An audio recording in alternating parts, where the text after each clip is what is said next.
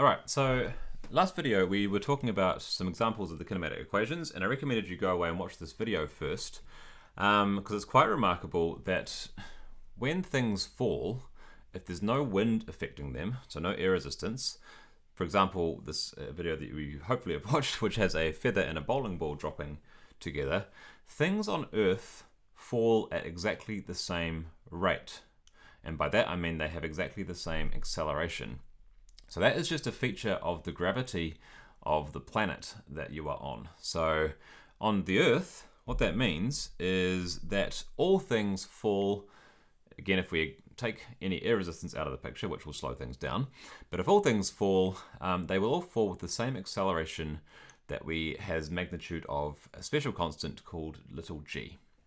So on the Earth, this acceleration g is about 9.81 meters per second squared at sea level.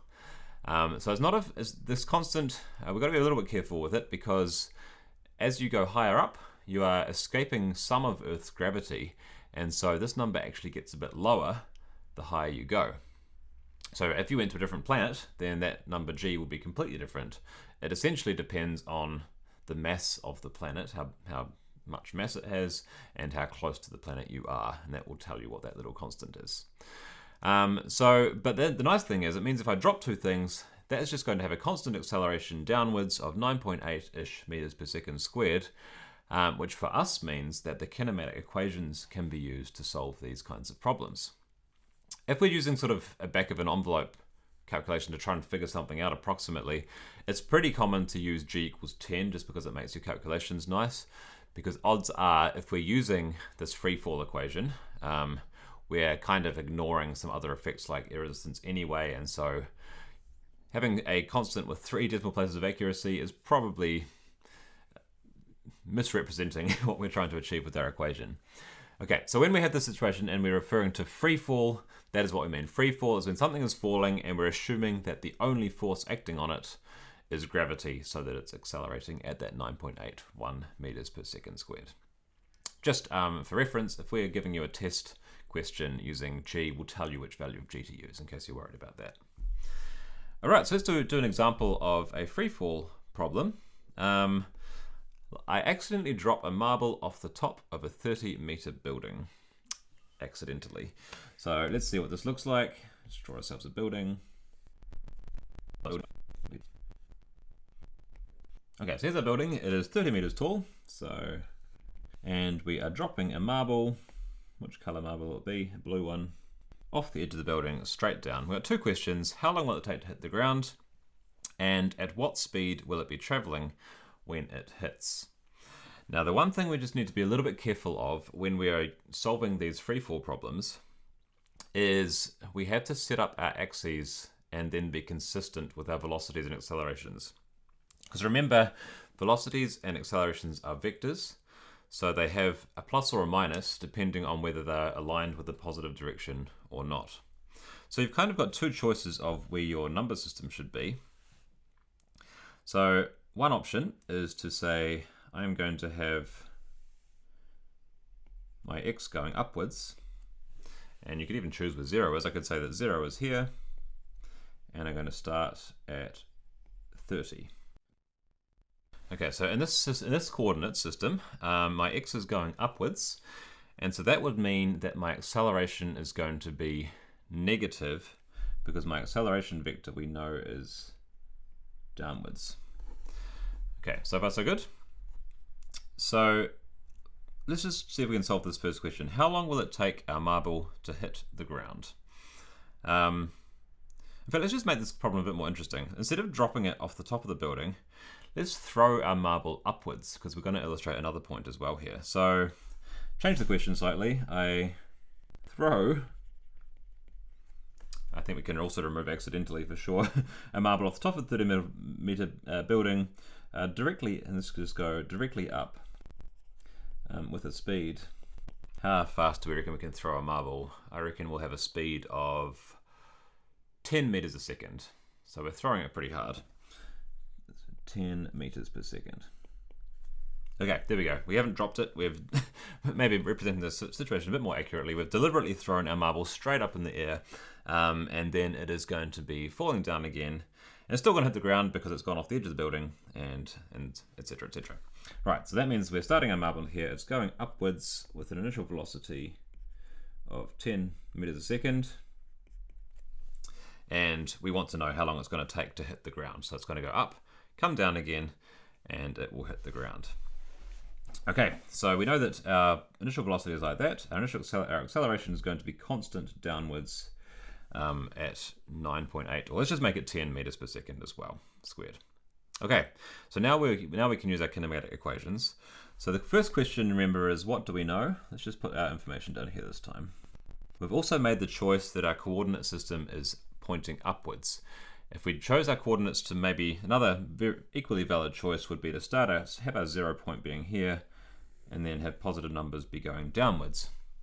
You're very welcome to rework this problem this way if you want.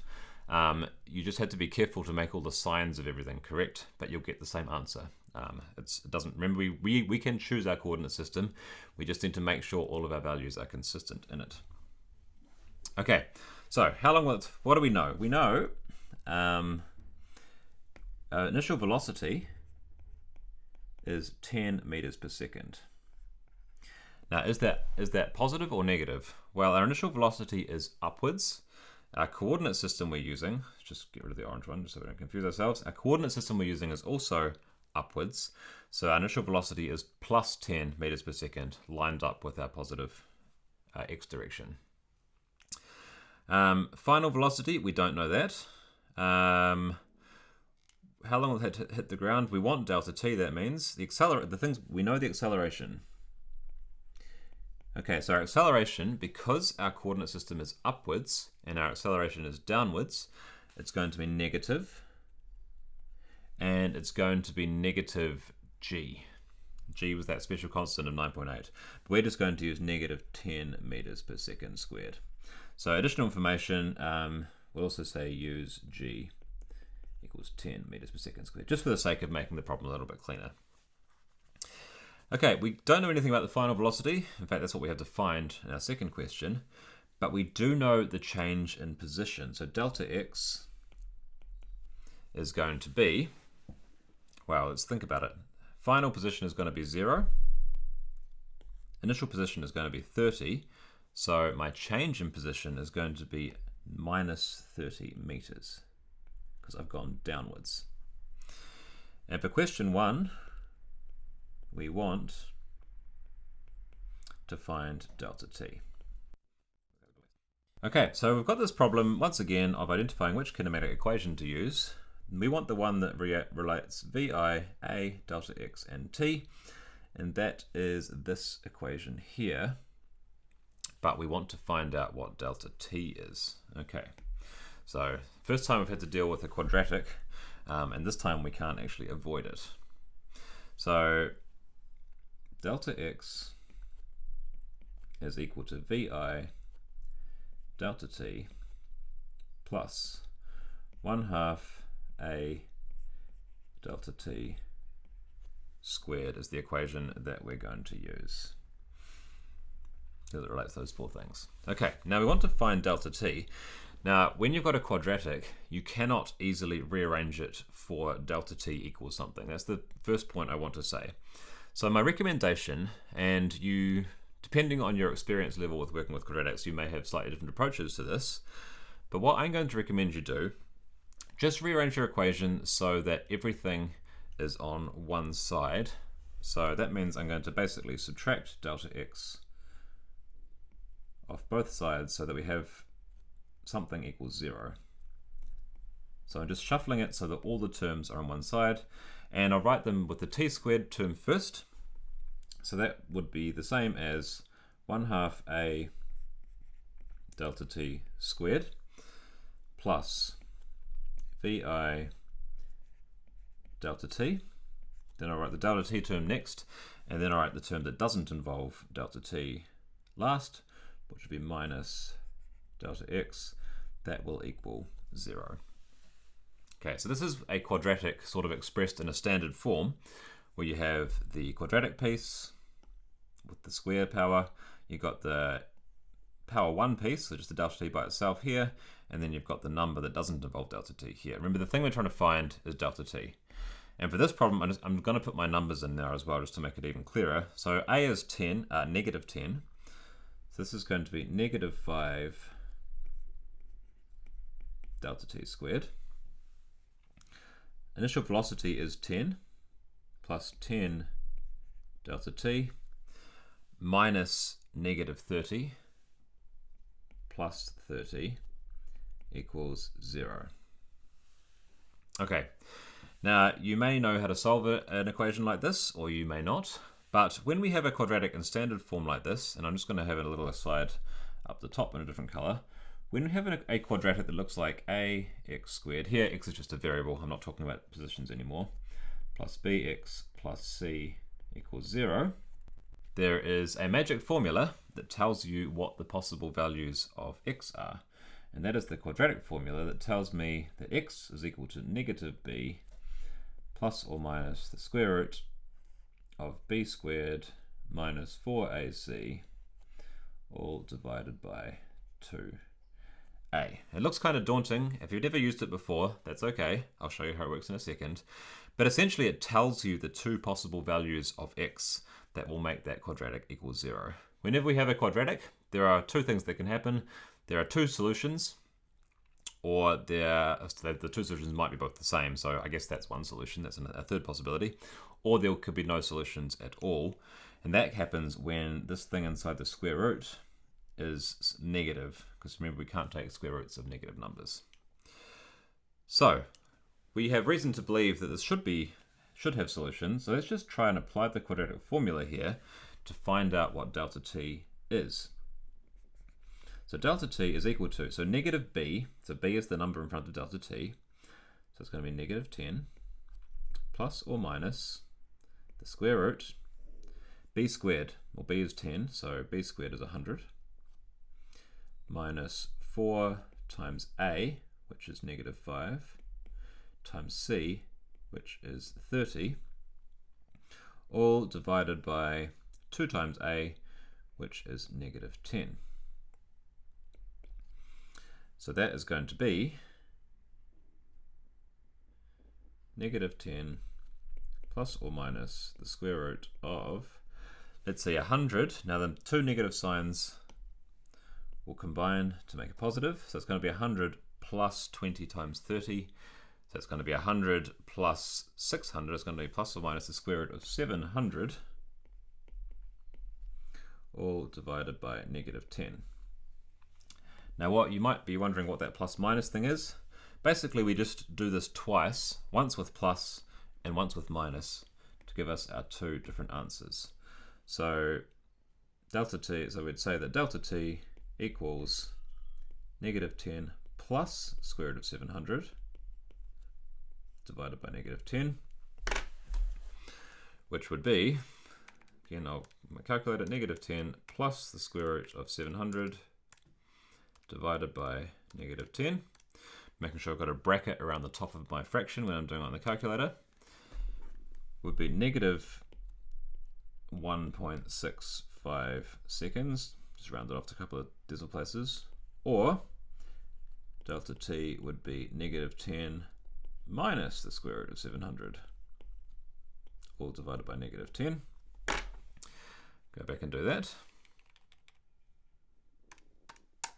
And I get 3.64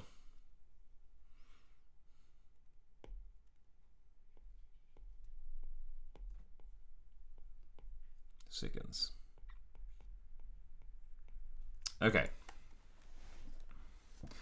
So what on earth is going on there? We've got two answers, one of which has a negative time, which seems weird. The other one has a positive time, which seems more plausible. And so that is actually the one that we want. It will take 3.64 seconds to hit the ground. So I throw it, it goes up, it turns back down and hits the ground at time equals 3.64 seconds. Now that negative time is actually meaningful, it just is not relevant to this particular question. So I'll show you very quickly what that negative time actually means. if we want to plot the position over time, so let's just draw a little xt graph of what's going on here. In fact, I'll leave a little bit of negative space for negative time. So here is my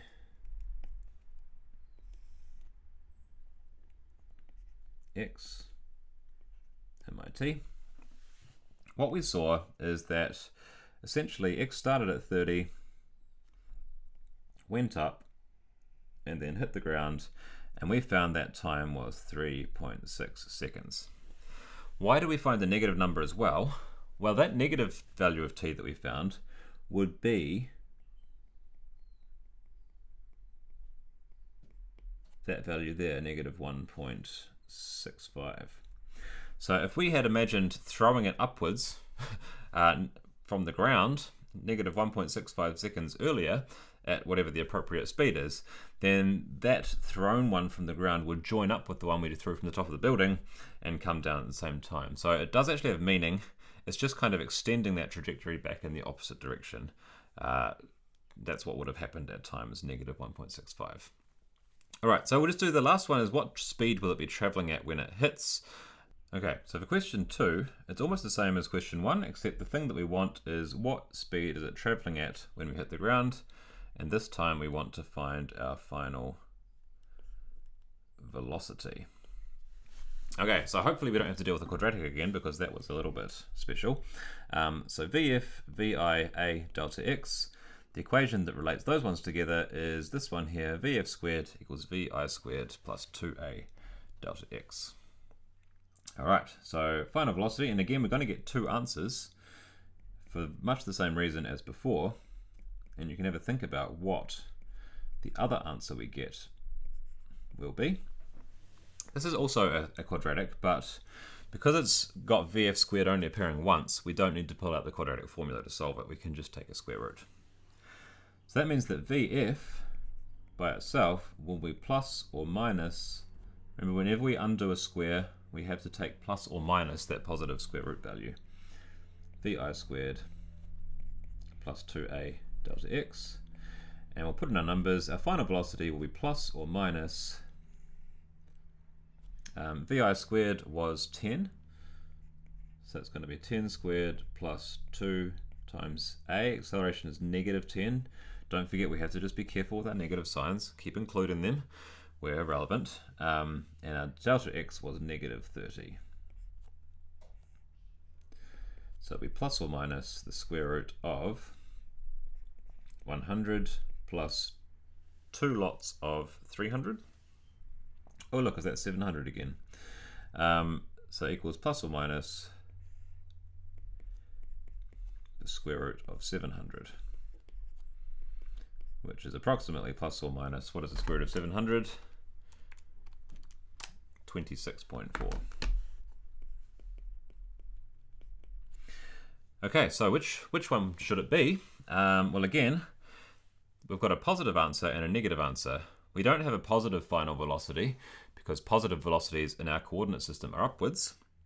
So it's got to be our final velocity is equal to negative 26.4. So whenever we have two solutions to one of these problems, we got to use some common sense to rule out one of them because it won't quite make sense for the problem. So in the same way as before, what the other final velocity being positive does also have meaning.